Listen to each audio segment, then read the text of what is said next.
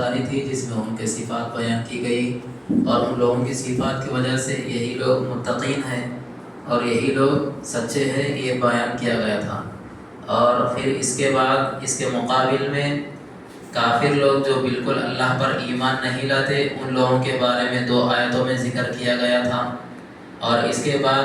باقی 13 آیتوں میں منافقوں کا ذکر ہے، اس لیے کہ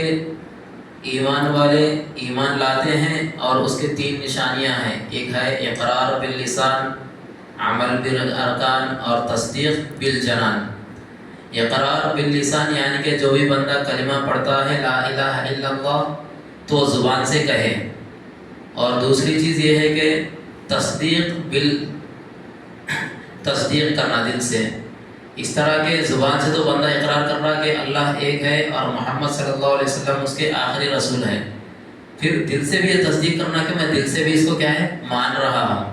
اور پھر اس کے بعد تیسرا یہ ہے کہ عمل بالارکان یعنی کہ اسلام کے اندر جو کچھ بھی احکام ہے ظاہری اعتبار سے عمل کرنے کے، اس پر بھی عمل کرنا چاہیے۔ جب یہ 3 چیزیں ہمارے اندر آ جائیں گے تو یعنی کہ بندہ کیا ہے ظاہری اعتبار سے بھی اور اندرون باطنی اعتبار سے بھی بندہ کامل مومن کہلائے گا۔ لہٰذا یہاں پر کافروں کے بارے میں جو کہا گیا تھا، کیونکہ مکے میں کافر لوگ جو تھے دین کو نہیں مانتے تھے باضابطہ، لیکن چال بازی نہیں کرتے تھے کہ پیٹھ پیچھے ایک بات بولنا اور سامنے جا کر ایک بات بولنا، ایسی عادت نہیں تھی۔ بالکل بعض ایمان لائے اسلام میں داخل ہو گئے اور بعض لوگ ایمان نہیں لائے، بس کھلے طور پر انکار کر دیا۔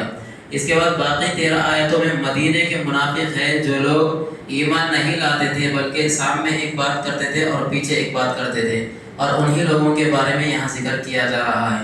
وَمِنَ النَّاسِ مَن يَقُولُ آمَنَّا بِاللَّهِ وَبِالْيَوْمِ الْآخِرِ وَمَا هُمْ بِمُؤْمِنِينَ، اور ان لوگوں میں بعض ایسے بھی ہیں جو کہتے ہیں ہم ایمان لائے اللہ پر اور آخری دن پر، حالانکہ وہ بالکل ایمان والے نہیں۔ يُخَادِعُونَ اللَّهَ وَالَّذِينَ آمَنُوا، چال بازی کرتے تھے، دیڑ اشاری کرتے تھے اللہ سے اور ان لوگوں سے جو ایمان لا چکے ہیں۔ وَمَا يَخْدَعُونَ إِلَّا أَنفُسَهُمْ وَمَا يَشْعُرُونَ، یعنی محض چال بازی کی راہ سے ایمان کا اظہار کرتے تھے اور واقع میں کسی کے ساتھ بھی چال بازی نہیں کرتے بجز اپنی ذات کے، وہ اس کا شعور نہیں رکھتے۔ یعنی کہ اس آیت میں یہ کہنا چاہ رہے ہیں کہ یہ لوگ تو دل میں یہ رکھتے تھے کہ ہم اسلام پر عمل نہیں کریں گے، لیکن بظاہر لوگوں کے سامنے یہ کہتے تھے کہ ہم اللہ پر بھی ایمان لائے اور آخرت کے دن پر بھی ایمان لائے ہیں، اور ان لوگوں کے سامنے بھی جا کر کہتے تھے جو لوگ ایمان لائے ہیں، نیک لوگ اور مخلص لوگ تھے، ان لوگوں کے سامنے بھی جا کر بولتے تھے کہ ہم لوگ پکے مومن ہیں، ایمان لائے ہیں، حالانکہ وہ لوگ مدینے کے جو صحابہ تھے ان کے ساتھ گیم کھیلتے تھے کہ سامنے ایک رہ کر ایک بات بولتے اور پیچھے رہ کر ایک بات بولتے، جس کی وجہ سے اللہ تعالیٰ ان کے بارے میں یہ بتا رہا ہے وَمَا يَخْدَعُونَ إِلَّا أَنفُسَهُمْ وَمَا يَشْعُرُونَ، یعنی محض چال بازی کی راہ سے ایمان کا اظہار کرتے ہیں اور واقع میں کسی کے ساتھ بھی چال بازی نہیں کرتے بجز اپنی ذات کے، اس لیے کہ یہاں پر چال بازی وہ دیڑ اشاری جو کر رہے ہیں جس کی وجہ سے وہ سمجھ رہے ہیں کہ ہم اسلام کو دھوکہ دے رہے ہیں اور ایمان والوں کو دھوکہ دے رہے ہیں، لیکن کوئی بندہ اللہ کو دھوکہ نہیں دے سکتا۔ کوئی یہ سوچے کہ میں اللہ تعالیٰ کے ساتھ تدبیر اختیار کر رہا ہوں، دیڑ اشاری کر رہا ہوں، اگر اس طرح کا خیال رکھے تو یہاں پر تو اللہ تعالیٰ کا بگاڑ ہونے کے لیے کوئی چیز نہیں ہے، لیکن انسان کا خود اس میں بگاڑ ہے، اس لیے یہاں پر کہا جا رہا ہے کہ إِلَّا أَنفُسَهُمْ وَمَا يَشْعُرُونَ، یعنی کہ وہ جو دھوکہ دے رہے ہیں وہ اپنے آپ کو دھوکہ دے رہے ہیں۔ جب دنیا میں اسلام کو نہیں مانیں گے، ایمان نہیں لائیں گے، تو دنیاوی اعتبار سے اور آخرت کے اعتبار سے جو سزا جو ملے گی وہ انہی لوگوں کو ملے گی۔ وَمَا يَشْعُرُونَ، اور یہ لوگ سوچ رہے ہیں کہ ہم لوگ چال بازی جو کر رہے ہیں، ان لوگوں کے آگے پیچھے جو باتیں کر رہے ہیں، اپنے آپ کو دیڑ اشار سمجھتے تھے، اپنے آپ کو بہت ہوشیاری سمجھتے تھے، عقل والے سمجھتے تھے، سمجھدار سمجھتے تھے، جس کی وجہ سے اللہ تعالیٰ کہہ رہے ہیں کہ انہی لوگوں کو ہوشیاری نہیں ہے کہ ان لوگوں کی گمراہی میں پھنسنے کا ان لوگوں کو ان کا علم نہیں ہے۔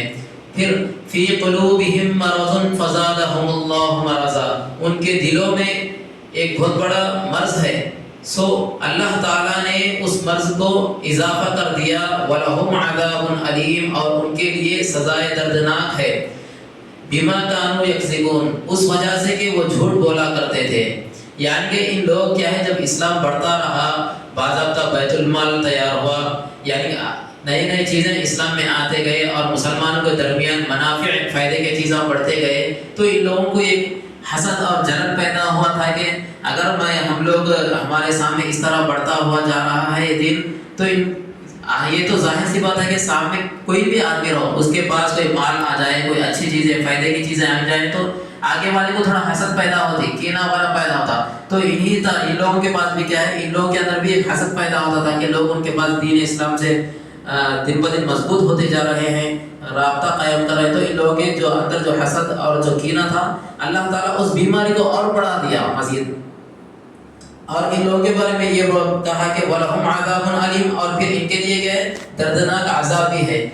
کس کے بدلے میں یہ دردناک عذاب؟ اس لیے کہ یہ لوگ جھوٹ بولتے ہیں، لوگوں کے سامنے تو کہتے ہیں کہ ہم ایمان لائے، لیکن حالانکہ لوگ ایمان نہیں لائے، ایسے لوگوں کے لیے دردناک عذاب ہے۔ وَإِذَا قِيلَ لَهُمْ لَا تُفْسِدُوا فِي الْأَرْضِ قَالُوا إِنَّمَا نَحْنُ مُصْلِحُونَ، اور جب ان سے کہا جاتا ہے کہ فساد مت کرو زمین میں، تو کہتے ہیں کہ ہم تو اصلاح ہی کرنے والے ہیں۔ جب ان لوگوں سے کہا جاتا ہے کہ بھائی تم جو کچھ بھی کام کر رہے ہو اس طرح مت کرو،